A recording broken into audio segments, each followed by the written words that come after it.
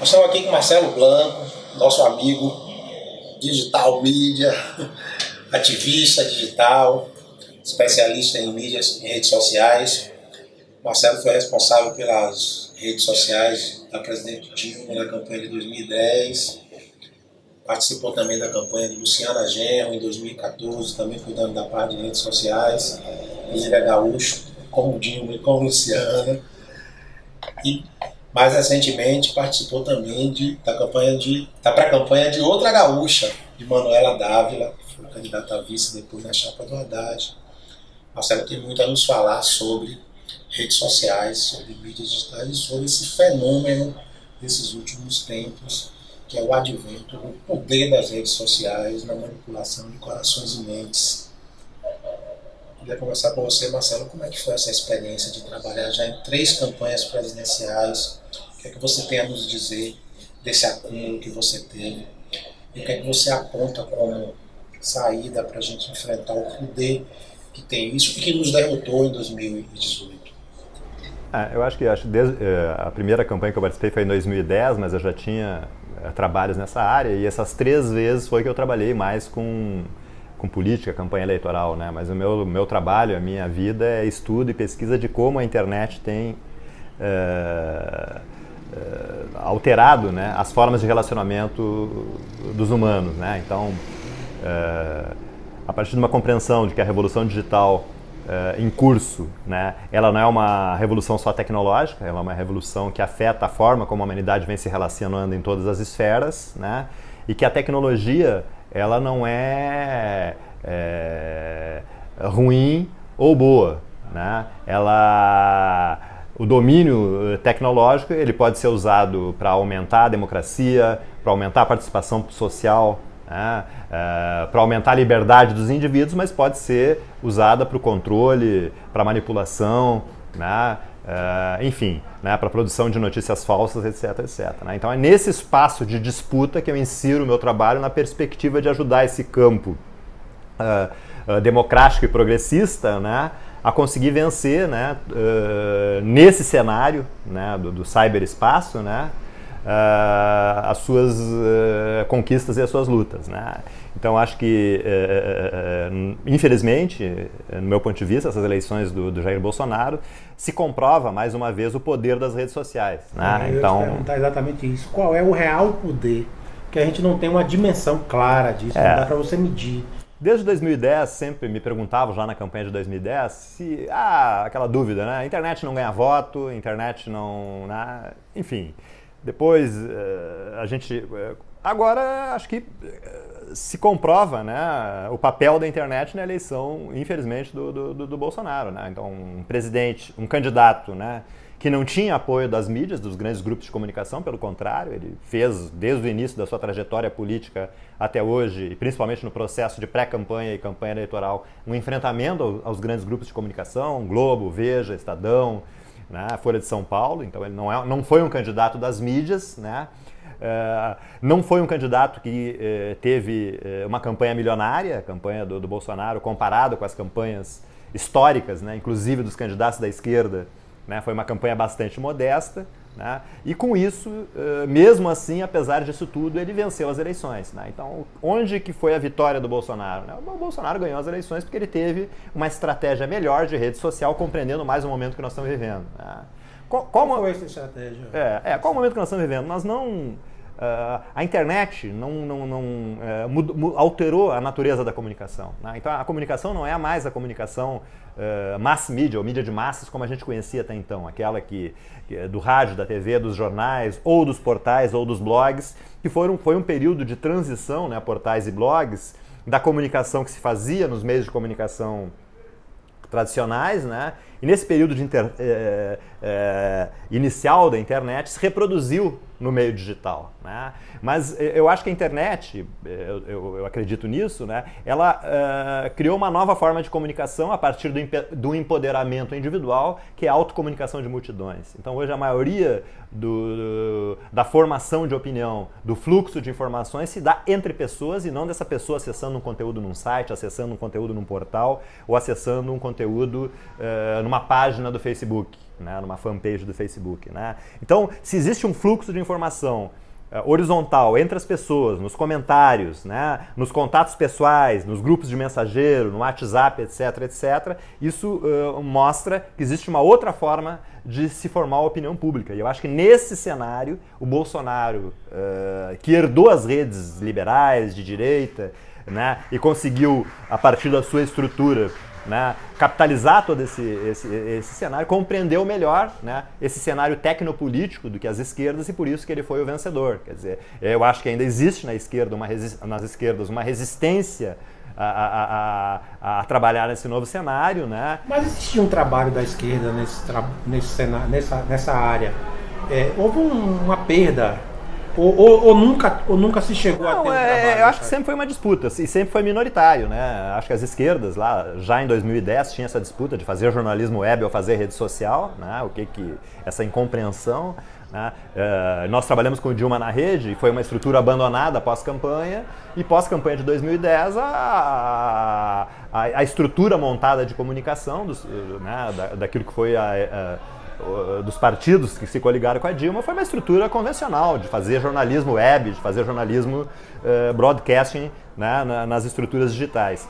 E isso, 2014, também teve uma experiência rica, foi o Muda Mais, eu não me envolvi muito nessa eleição, mas teve uma estrutura rica, né, no Muda Mais, e também foi abandonado, né, aí se construíram uma agência de notícias tradicional, etc, etc. Então acho que ainda falta uma compreensão maior, né, do que é esse processo que nós estamos vivendo de autocomunicação de multidões, né, e como que a gente pode só fazer comunicação tendo um patamar tecnológico diferente para fazer comunicação. Então a gente não pode pensar numa equipe de comunicação, por exemplo, uma campanha presidencial, né, sem ter uma estratégia, por exemplo, de WhatsApp. Não se pode pensar numa campanha presidencial sem ter na equipe analistas de redes sociais, sem fazer coleta de dados, sem fazer segmentação de conteúdos, né? Não se pode pensar, por exemplo, numa campanha presidencial sem termos, por exemplo, especialistas, né, ou algum tipo de assessoria, né, da neurociência cognitiva, né?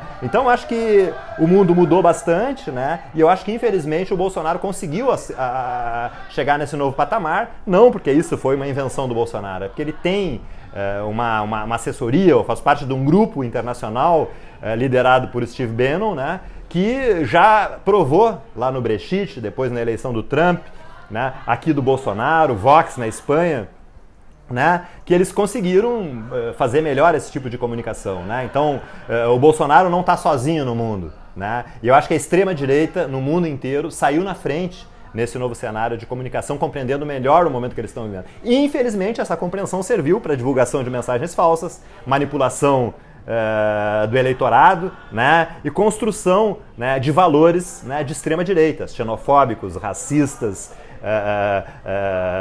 misóginos, né, masculinistas, né, armamentistas, né? Então essa estrutura ela pode ser usada, né, de uma outra forma para formação, né, e consolidação dos nossos valores nessa disputa. Então acho que se a gente não fizer uma mudança tecnopolítica na nossa forma de fazer comunicação, né, nós não vamos conseguir vencer a extrema-direita. Isso vale também para o movimento social, para os sindicatos, para as associações? Com certeza, quer dizer, acho que a força dos movimentos sociais brasileiros, mesmo no cenário anterior e até hoje, né, é uma força impressionante. Quer dizer, o Brasil, eu falei aqui no seminário, né, é o único lugar onde os sindicatos, né, e até os partidos políticos de esquerda conseguem mobilizar milhares de pessoas. Isso não acontece mais na Europa, né? Não acontece mais nos Estados Unidos, na América do Norte, né? Então existe hoje uma completa desconexão dessas entidades históricas, né, com a capacidade de mobilizar as suas bases sociais, etc, etc. No Brasil ainda existe, então, essa resistência e força de levar a gente para as ruas dos movimentos sociais convencionais, dos movimentos sociais históricos, mas é preciso também compreender que as coisas estão mudando também nesse cenário, né? Então, as novas formas de participação, as novas dinâmicas dos movimentos sociais em rede, que levaram milhões de pessoas às ruas na Primavera Árabe, né, no Occupy Wall Street e no próprio Levante de junho de 2013 no Brasil, precisa ser melhor estudado e compreendido, porque ali tem muitas lições que podemos tirar, né, do que é, né, fazer trabalho de comunicação em rede numa nova dinâmica distribuída, descentralizada, né, e que, principalmente, essa compreensão dos movimentos sociais, em que a comunicação, a internet, não é um meio de comunicação apenas. A internet e a comunicação fazem parte do corpo do movimento, da estrutura do movimento, onde, além das direções, das estruturas que a gente conhece, né, é possível construir grandes movimentos de massa, né, e as pessoas que não se conhecem, não planejaram previamente, né, não combinaram isso em nenhuma organização secreta, né, podem fazer uma grande ação de massa, combinando as suas ações a partir de uma identidade comum construída na própria rede. Então eu acredito que cada vez mais as redes da internet vão ser o corpo dos movimentos sociais. Nessa linha da internet, do seu papel, o que é a comunicação microsegmentada? A comunicação microsegmentada é aquilo que a gente fazia antigamente, boca a boca, né? Nos núcleos de base, né? Quem não participou lá no início do PT, né? Tinha o núcleo de bairro, o núcleo por categoria, o núcleo por direitos das mulheres. Nós éramos organizados em núcleo, né? Nós não tínhamos só uma estrutura geral, né? E nesses núcleos rolavam assuntos pertinentes àquele tema, né, daquelas pessoas que se organizavam naquele núcleo, além dos grandes temas gerais, estratégicos, né? E eu acho que nós perdemos isso. Então, por isso que eu digo, o nosso corpo tem que estar na internet, o corpo da organização tem que estar na internet. A comunicação microsegmentada, por exemplo, a gente conseguir fazer uma comunicação especial levando em conta, né, as pautas, por exemplo, dos catadores de papéis, né, por exemplo, dos assentamentos e ocupações urbanas, né, da gente conseguir fazer uma comunicação levando em conta essas pautas. Não é a comunicação microsegmentada, o tal do disparo em massa da internet, não é disparar o mesmo conteúdo para todos os grupos. É nós conseguir ter animadores e comunicadores que dialogam com esses diferentes segmentos das sociedades que são importantes no nosso campo, né, e que isso possa fazer uma diferença no todo, quer dizer, né? Então acho que é isso, a comunicação microsegmentada é tu ter uma pauta, tu conseguir trabalhar a comunicação em cada um dos segmentos, como a gente fazia lá nos anos 80 nos grupos, nos núcleos de base, em que a gente conseguia animar aquela comunicação, animar aqueles grupos presenciais com uma pauta de interesse, né, daqueles grupos e não só nas pautas gerais. Então, quando a gente faz uma comunicação broadcast, uma comunicação geral, a gente não consegue chegar nos grupos de interesse, né? Então, acho que essa é a coisa. Nós precisamos voltar a se organizar microsegmentado, isso não significa excluir da nossa visão os temas gerais, os temas que unem e unificam todo mundo, mas também ter a capacidade de poder trabalhar aquilo que são os interesses desses grupos que existem na sociedade, que são importantes para a nossa organização social. Foi então dessa forma que Bolsonaro conseguiu ativar muitos e diferentes grupos. Por exemplo, só para ter uma ideia, pode ser ridículo, mas ele tinha grupos de caçadores de javali e tinha pauta para caçadores de javali. Ele tinha grupos, né, de donos de locador e tinha pauta para os donos de locadora, puto com os impostos do governo, né? Ele tinha grupos para quem gosta de dar tiro em não sei quem. Ele tinha grupos para quem gosta de caçar em áreas, reservas ambientais, né? Então ele animava esse debate que existe, porque esses segmentos sociais existem na sociedade, e ali nesses grupos ele colocava os grandes fake news, os grandes temas, né? Esse ódio ao PT, etc, etc. Então ele conseguiu... E apostava na polarização. Apostava na bipolarização. Então outra estratégia também, que eu acho que a esquerda mordeu a isca, tem mordido nos últimos anos, né?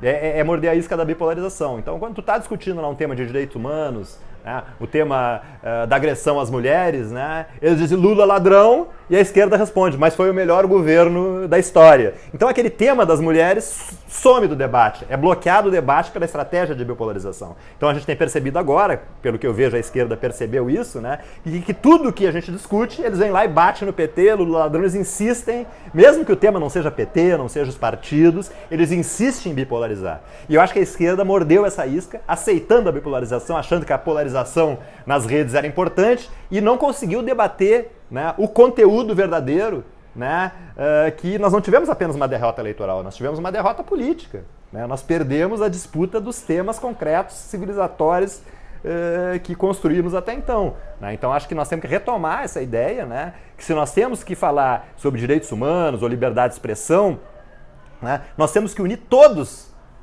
que são a favor desse tema liberdade de expressão e ou direitos humanos. Né? E não só quem defende os direitos humanos, mas defende também o Lula livre. Né? Porque isso limita a capacidade de ampliação do tema de direitos humanos. Não que a pauta do Lula livre não seja muito importante, mas é óbvio que muitos defensores dos direitos humanos ou muitos defensores dos direitos das mulheres talvez não sejam, né, defensores do Lula livre. Então sempre quando a gente generaliza, bipolariza, partidariza, né, a gente diminui a capacidade de fazer o debate e de ampliar o debate social sobre os temas importantes na sociedade. Tem, por exemplo, a pauta da educação. Foi a pauta que mais mobilizou esse ano. Nós colocamos milhares de pessoas nas ruas porque o tema era educação. Então, em Porto Alegre, por exemplo, a minha experiência concreta, no dia 15 foi muito mais legal. Né? Porque no dia 15 era aquela contra a educação, se uniu milhares de pessoas, né? Fora do controle das entidades, apesar do trabalho das assembleias feita pela UNE, pelas entidades estudantis, mas era uma multidão de pessoas em defesa da educação. Eu acho que no dia 30 isso já meio que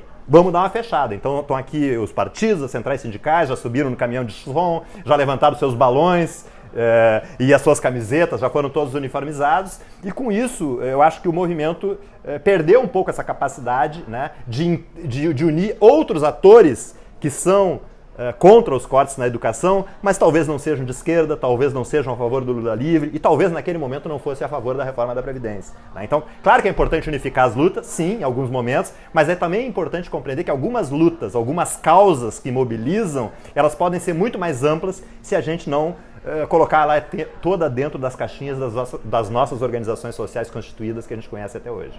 Nesses últimos 6, 7 anos, então tem uma série de lições que os movimentos sociais precisam aprender. Se você pudesse resumir, para a gente terminar essa conversa, o que você diria?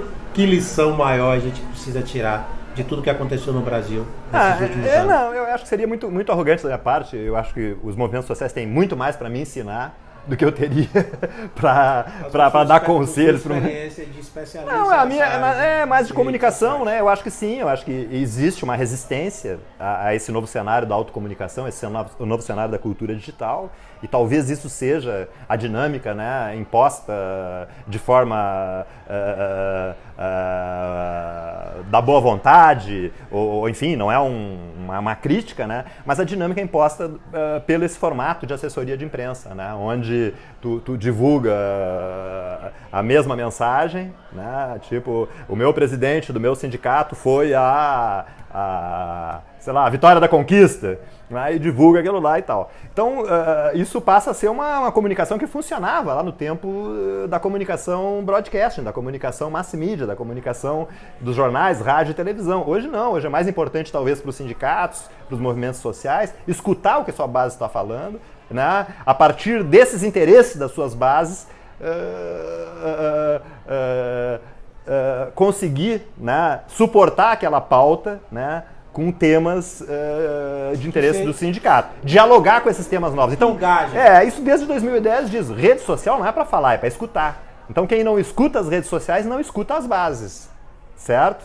Então a internet é um espaço privilegiado da gente poder escutar o que aqueles caras da base do sindicato estão falando, se a gente estiver organizado nas redes sociais com a base organizada do sindicato. Né? Então, eu penso dessa forma. Eu não tenho uma fórmula de como fazer isso, né? Mas é muito importante que as direções sindicais, a área de comunicação principalmente, possa ter uma estratégia de escutar, né, os interesses da base social, e que elas são interesses muitas vezes segmentados, talvez por banco, né, no caso dos bancários, né, talvez por interesses, seja lá o que for, do interesse das mulheres, etc., mas alimentar, né, e ouvir principalmente esses interesses a partir do que as redes sociais nos proporcionam. Né? E com isso é necessário usar a tecnologia de monitoramento e análise. Né? A ciência. Então, a ciência. Então, essa quantidade de dados, de informações que circulam nas redes sociais, inclusive nas redes sociais dos sindicatos e dos movimentos sociais, é necessário poder saber o que as pessoas estão falando.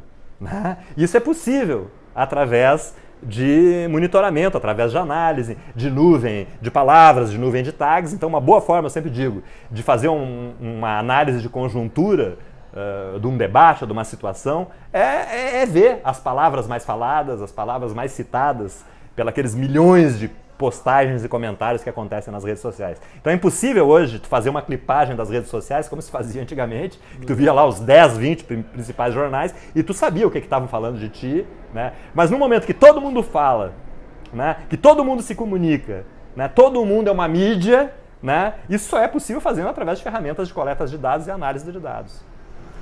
Marcelo, obrigado pela conversa. Falou. Foi um prazer conversar com você. O Sindicato dos Fazendários da Bahia está tentando aprender um pouco, para ver como é que a gente se relaciona melhor com auditores, agentes de tributos e técnicos. São 3 categorias dentro de uma categoria maior. E são segmentos com demandas diferentes, realidades salariais diferentes e reivindicações diferentes. E ouvir essa sua experiência nessa área de redes sociais vai nos ajudar muito. Muito obrigado. Obrigadão, hein? Sorte pra vocês, hein? Boa viagem para o Rio Grande do Sul. Tá bom, obrigado.